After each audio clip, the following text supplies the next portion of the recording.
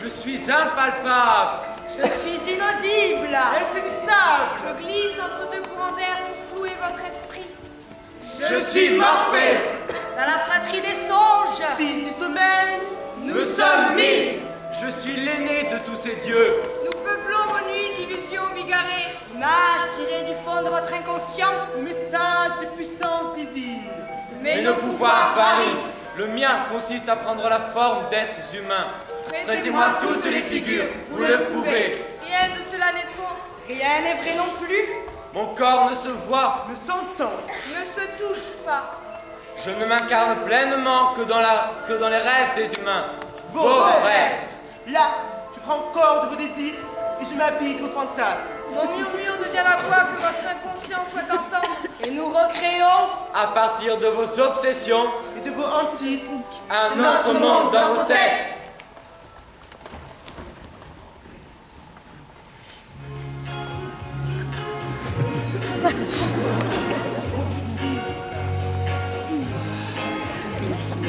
Annie aime les succès.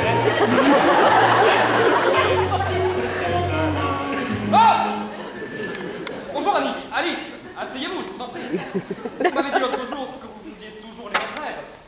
Vous pourriez m'en dire plus. Vous pourriez me confier vos pensées les plus secrètes. Ça commence toujours de la même façon. Je rêve. Je rêve. Je rêve.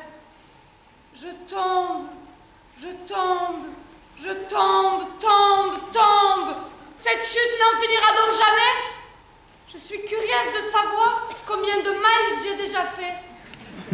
Je dois être très près du centre de la Terre. Oui, c'est à peu près cela. Mais alors, à quel degré de latitude ou de longitude est-ce que je me trouve? Continuez, Alice. Je ne sais pas où je suis. Pourtant, les lieux me sont familiers. La maison, la forêt, ma mère. Voici un morceau de gâteau et une bouteille de vin que tu apporteras à ta grand-mère. Elle est malade et faible et pourra s'en délecter. Lève-toi avant qu'il ne fasse trop chaud. En chemin, tu iras prudemment et avec sagesse, afin de ne pas t'écarter du bon chemin. Sinon, tu pourrais tomber, casser la bouteille et ta grand-mère n'aurait plus rien.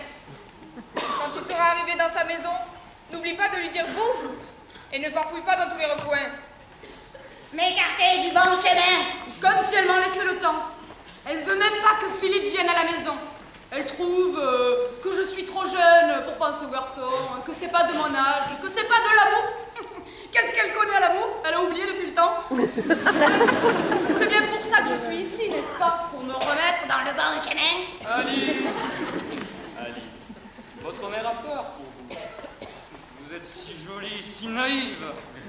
Il faut vous aider à affronter les dangers de ce monde. Et je suis là pour ça, Alice. Bref, je pars. Et en chemin... Bonjour, chaperon rouge. Où donc vas-tu sitôt, chaperon rouge? C'est ma grand-mère. Et que portes-tu dans ton panier? Du vin et un gâteau que nous avons pris hier. Ma grand-mère est malade et faible et a besoin de quelque chose de bon pour se rabibaucher. Et où habite donc ta grand-mère? À un bon quart d'heure d'ici, dans la forêt. Je t'accompagne un bout de chemin si tu veux bien. Je m'y en vais par ce chemin-ci et toi par ce chemin-là. Et nous verrons qui plutôt y sera. Un loup, Alice, vous devez être terrorisé. Non, je le regarde, le loup. Il ressemble à mon Philippe. Il est beau. Il me plaît. Vous avez envie de le revoir? Oui, je le retrouve dans mon rêve. C'est pas fini. Tac, tac, tac. Qui est là? J'entends une grosse voix. J'ai peur, mais je me dis que Merran a la voix embrumée, comme papa le matin. Il s'agit de votre père, Alice. Figure masculine, rassurante. Non, mais pas du tout. C'est bien Merran. Mais c'est aussi ce loup qui ressemble à Philippe, avec la voix de papa. C'est votre petite fille qui vous apporte du vin et un gâteau. Tire la chevillette et la bobinette, chéra. Mets le vin et le gâteau sur la huche et viens te coucher avec moi.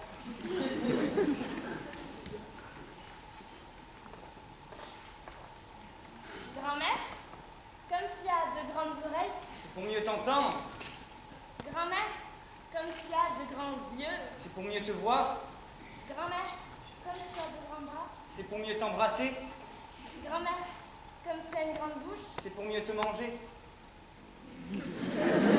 Moi, votre père, vous rêvez de nommer un homme rassurant. C'est comme ma mère. Elle dit que je suis trop collée à mon père. Elle me déteste. Elle est jalouse parce qu'il m'aime moi. Mais vous avez besoin de protection. Ne vous en faites pas. Ici, vous ne craignez rien. Vous croyez?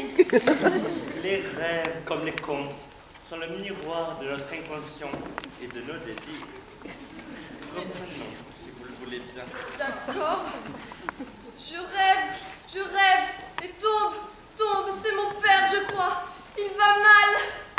Si, la réunion du conseil est là pour vous conseiller. Il est mauvais pour vous-même et l'État de rester seul. Vous devez vous remarier. Je vais épouser ma fille. Elle est le vivant portrait de ma femme morte. Je ne trouve nulle part une fiancée qui lui ressemble. Je lui ai fait la promesse de me remarier seulement à une femme plus jeune et plus belle qu'elle. Il n'y a que ma fille qui correspond. Dieu a défendu que le père épouse sa fille. D'un péché, ne pourrait rien vous sortir de bon. Le royaume s'empirait en ruine. Mais j'aime la princesse. Je veux l'épouser. Est-ce vraiment un amour coupable? As-tu une fille? Hélas non, Majesté. Mais si j'en avais une, je l'épouserais sûrement. Et alors, que se passe-t-il? Pour le décourager, je lui demande coup sur coup 3 robes.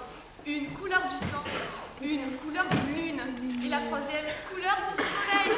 Il me les offre toutes les 3. La 3e est si belle, brodée de rubis et de diamants. Elle est éblouissante, mais je ne sais plus. Pourquoi devrais-je me soustraire à sa volonté? Je lui dois la vie après tout. Mais c'est horrible! C'est horrible! Ne m'expliquez rien, je suis au courant de tout. Il me presse et je dois lui rendre réponse demain. La situation mérite attention. Mon enfant n'épouse jamais ses parents. Vous aimez votre père. Je comprends. Quelle que soit vos raisons, quels que soient pour lui vos sentiments, mon enfant n'épouse pas plus sa maman. On dit que traditionnellement, des questions de culture et de législature décidèrent en leur temps qu'on ne mariait pas les filles avec leur papa. Que me conseillez-vous? De déguerpir au plus vite? Ah non, dépêchez-vous! Ah non. Il est clair que la figure paternelle est altérée, Alice. Vous savez, je peux tout entendre. Votre père vous a fait du mal et vous souhaitez fuir loin d'une maison qui vous est hostile. Mais ça va pas. Mon père? Non mais qu'est-ce que vous croyez? Mais vous êtes tordu, ma parole. Tordu. Tout va bien. Faites-moi confiance. Comment se termine ce rêve? Je ne sais pas. Je ne me souviens plus. Je crois que je me retrouve dans une grande maison. Oui, c'est ça. Non, un château, avec Philippe. Encore? Mais je vous avais dit de vous méfier de Philippe. Il me paraît pas très clair, ce blanc-bec. Attention, Alice, aux garçons. Leurs intentions ne sont pas pures. Et nous sommes mariés. Oui, c'est ça. Il est beau. Mon Dieu, qu'il est beau. Mais il est en colère. Il a peur. Et moi aussi, je suis morte de trouille. Je vous l'avais dit. Je vous l'avais dit. C'est un pervers avec de graves troubles narcissiques et dans un délire de toute puissance. Il me redemande les clés qu'il m'avait confiées avant de partir. Et lui donne d'une main si tremblante.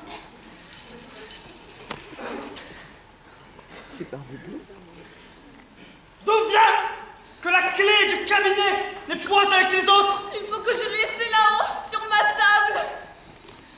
Ne manquez pas de me la donner tantôt.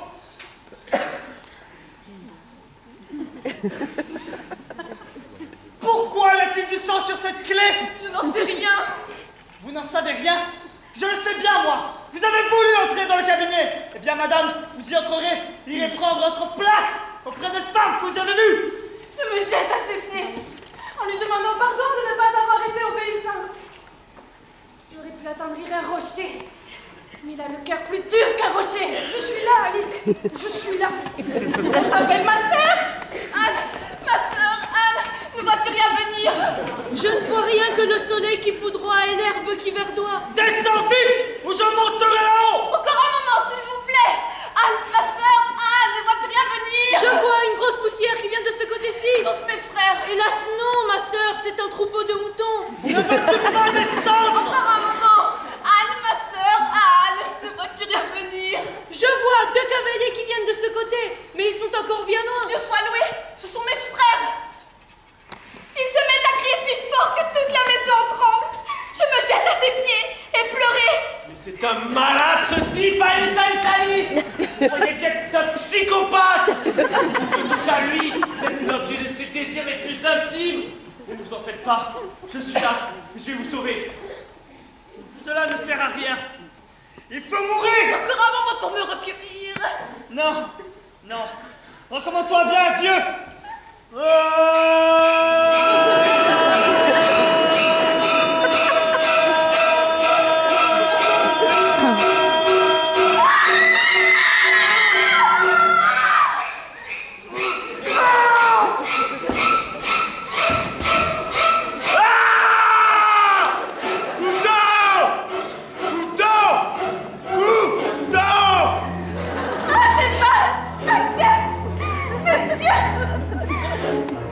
Répétez! Répétez! Couteau! J'ai mal, ma gorge, j'ai pas mes bras, mes seins. Couteau! Prononcez bien! Prononcez bien! Couteau! Couteau! Ma gorge! C'est ça! Prononcez bien! Et maintenant, le couteau tue! Le couteau tue! Ah! Tiens! Salope! Tu l'as bien mérité! Ça me fait du bien! Oh, j'ai la peine à respirer. Je suis fatigué.